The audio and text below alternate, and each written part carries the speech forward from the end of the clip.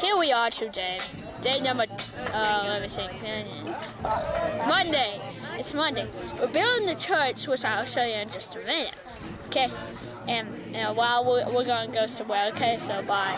It's not funny. So I think the first time that Dudley went down there was in '99. And the first few years that we went down there, we kind of went down as torch groups. The first time I went to Honduras, I was 12. Dudley asked Lynn and Barrie Mitchell, David and Beverly North, and Denise and I to accompany them down on a spring break trip. And we went down with several college kids. Yeah, so the Branch family first went to Honduras in 2001. And our first project, if you will, was to build the church at Mogote. Those of us in the early years, we may have just spent days building walls and digging septic tanks. At one place called Mateo, we've probably taken out more walls than we've put up because there's always a need to continue to expand. So we have seen churches grow from just a few or just a thought, quite frankly. When we were first introduced to Honduras, we did so by getting off a plane and going straight to this place called Baxter.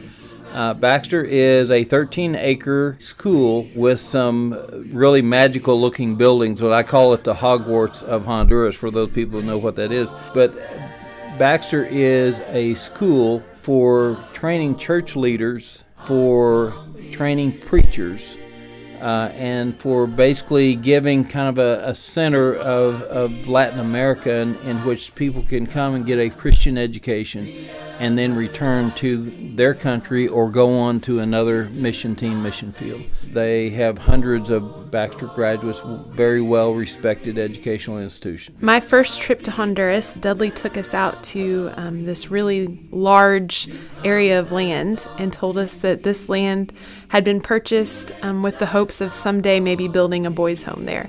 And he asked us to go away by ourselves for a little bit and to find a place to sit and to pray about what God might have in store for the boys' home that they were planning on. And 10 years later, seeing them at this boys' home, being nurtured spiritually, taught a trade, giving a chance to live a life they would never have had the opportunity to have. And it has been a huge example of how just a small dream can really affect so many people. I started on the 2007 trip, and the first year that I went, I think we did a vacation Bible school there, and some people did a medical clinic, and some worked on the building. And it's a long story. It was kind of a faith-changing thing for me, but fortunately, I've been able to go every year since 2007. We visited Honduras for the first time in the spring of 2009. We had thought and prayed a lot about mission work, so we went to Honduras in September of 2010. And we met some of the most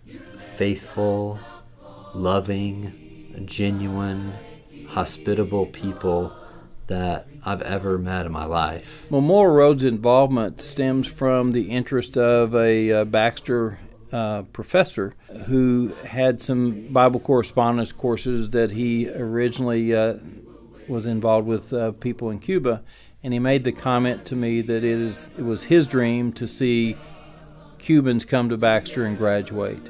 We now have several graduates in Cuba preaching the word, and it's been the result of Memorial Road resources. I think certainly we've seen the church numbers grow. Seeds were planted years ago by numerous folks who had a love and a heart for Honduras, and those continue to bring forth fruit today. There's just no end to the value that comes from the types of short-term trips that we've gone down there.